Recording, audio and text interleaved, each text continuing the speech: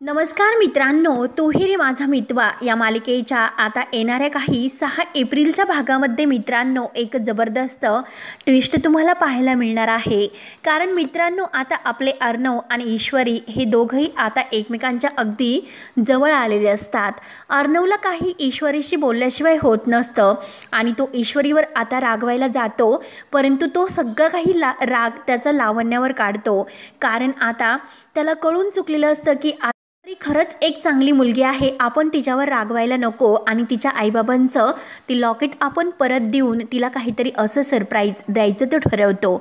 त्यानंतर आता ईश्वरी सारखा विचार करते, नक्की ह्या भडकू चंदला काहीतरी झालेला आहे, त्याच्यामध्ये नक्की काहीतरी बदल झालेला आहे। तो असं विचित्र का वागत असेल, तो कायम रागवतो, परंतु आता इतका शांत का झाला असेल।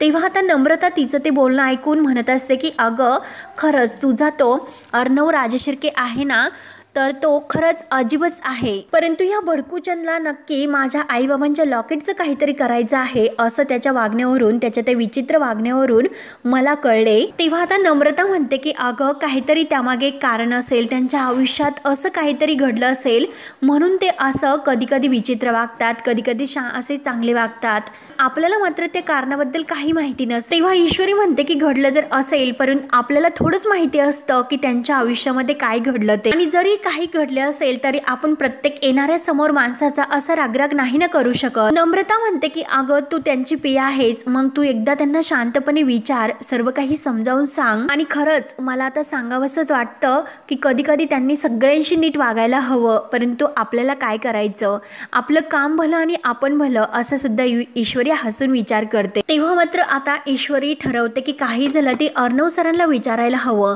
म्हणून दुसऱ्या दिवशी जेव्हा ती ऑफिसमध्ये आलेली असते तेव्हा मात्र आता तिने एक प्लॅन केलेला असतो, परंतु आता जे पेपर्स आहे ते लवकर ते काम पूर्ण करून आता ते अर्णव सरांना द्यायला जाते।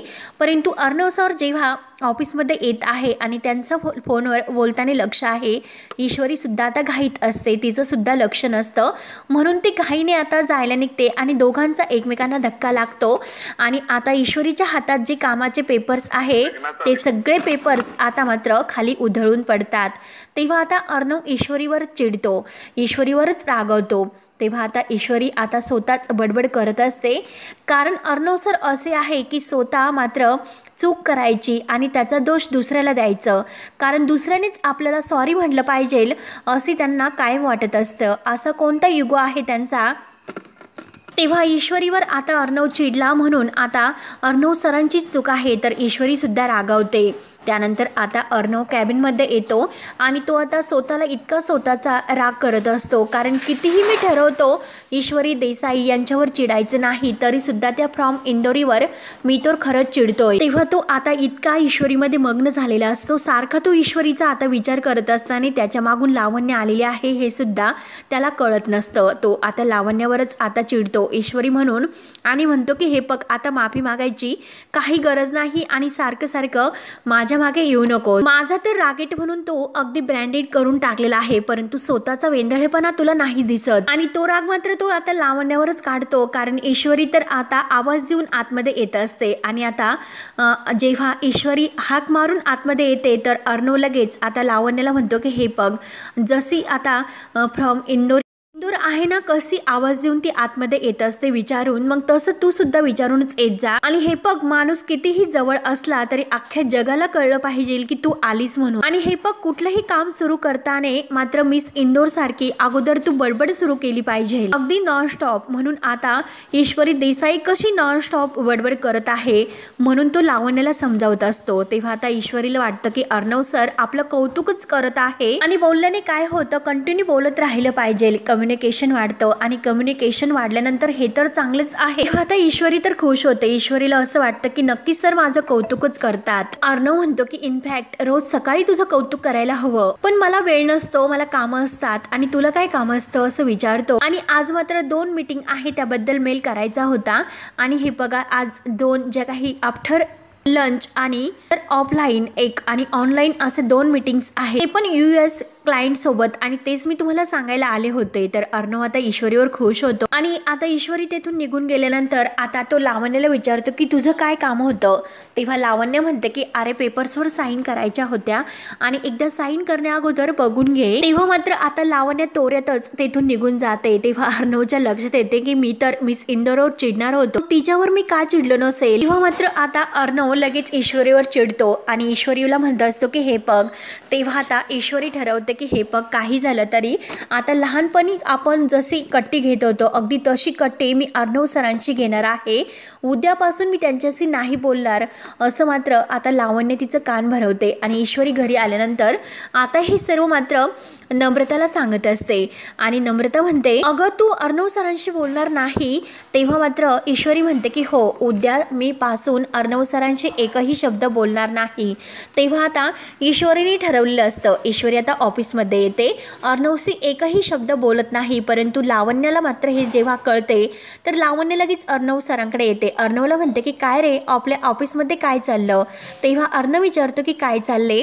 तर आता लावण्य म्हणते की ती ईश्वरी देसाई आहे ना तुझी PA, ती तर तुझ्याशीच बोलत नाही असं मी ऐकलं. तेव्हा अर्णव म्हणलेला असतो की बरं, ती माझ्याशी बोलत नाही, मग मी तिला कसं बोलायला लावतो हे मी बघतो, तू मात्र त्याचं टेन्शन घेऊ नको. म्हणून तो ईश्वरीला आता कॅबिनमध्ये बोलावून घेतो. तर ईश्वरीने आता पक्क ठरवलेलं असतं की आता अर्णव सरांची कट्टी घ्यायचं.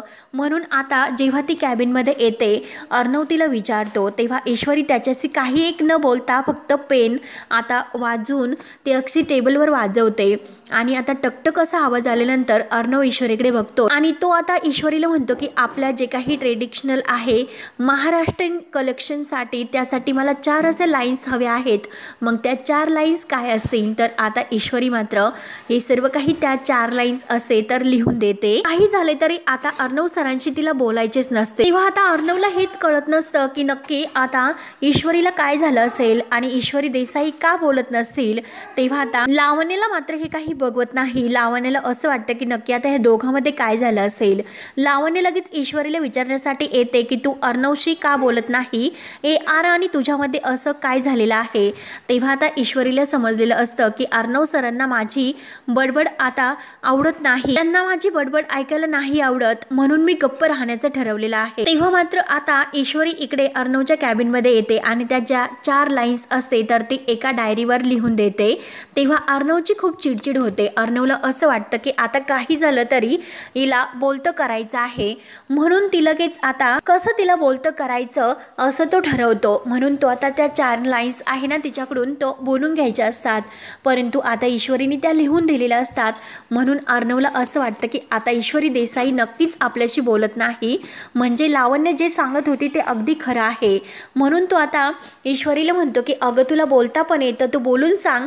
परंतु ईश्वरी सुद्धा हुशार असते.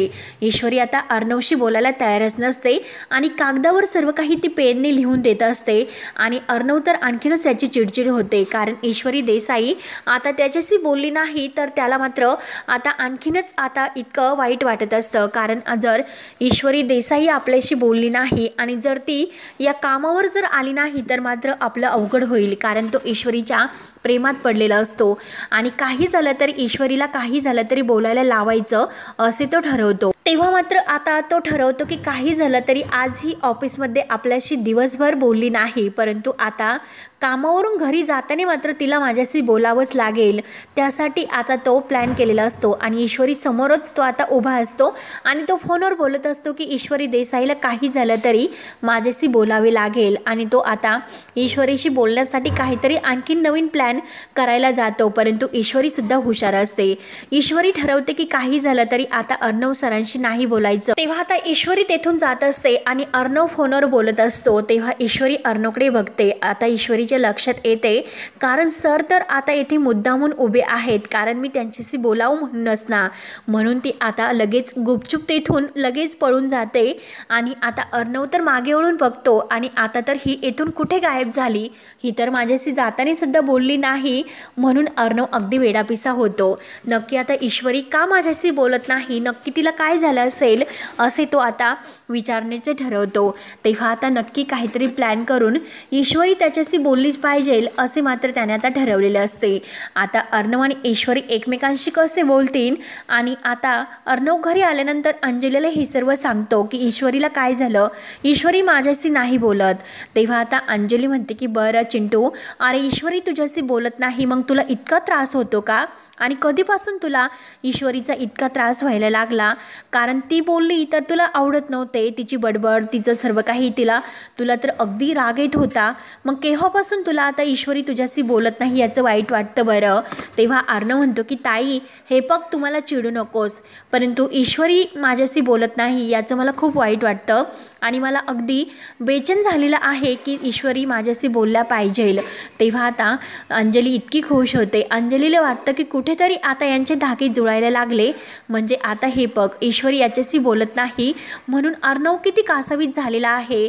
आणि आता इकडे ईश्वरीने नम्रताला सांगितलेलं असतं की आता मी आज मात्र सरांशी बोलले नाही, परंतु सर मात्र माझ्याशी बोलण्यासाठी अगदी पुढे येऊन उभे राहत होते, अगदी त्यांना असं वाटत होतं की मी कधी ईश्वरीशी बोलेल म्हणून। तेव्हा आता अर्णवची जी काही गंमत आहे ती सर्व गंमत मात्र ईश्वरी नम्रताला हसून हसून सांगत असते। तेव्हा नम्रताला सुद्धा हे ऐकून खूप आनंद होतो आणि आता अर्णव असा काय प्लॅन करेल आणि ईश्वरीला त्याच्याशी बोलायला भागच पाडेल आणि ईश्वरीसुद्धा अगदी काही कमी नसते, ईश्वरीसुद्धा अर्णव सरांना शेवटी माफी मागवायला लावेलच आणि खरंच तू माझ्याशी बोल असे रिक्वेस्टसुद्धा करायला लावेल। तेव्हा अर्णव आता ईश्वरीशी बोलण्यासाठी काय असं नवीन प्लॅन करतो आणि तिला कसं थँक्यू म्हणतो, तिचे आभार मानतो, हे बघणं आता खूप असं रंजक ठरणार आहे। ईश्वरी आणि अर्णव या दोघांच्याही प्रेमाचे धागे आता हळूहळू कसे एकमेकात गुंतत जातात, एकमेकांना एकमेकांची जाणीव कशी भासते आणि एकमेकांना एकमेकांच्या प्रेमाचे प्रपोज कसे लवकर होते। राकेश मात्र आता ह्या दोघांना वेगळं करण्यासाठी काय प्लॅन करतो, अर्णव आणि ईश्वरी त्यांचा प्लॅन कसे उधळून लावतात, हे बघणं आता खूप असं इंटरेस्टिंग ठरणार आहे। तेव्हा मित्रांनो, तुहेरी माझा मितवा या मालिकेचे डेली अपडेट्स आणि पुढील अपडेट्स पाहण्यासाठी आपल्या चॅनलला नक्की सबस्क्राईब करत राहा। धन्यवाद।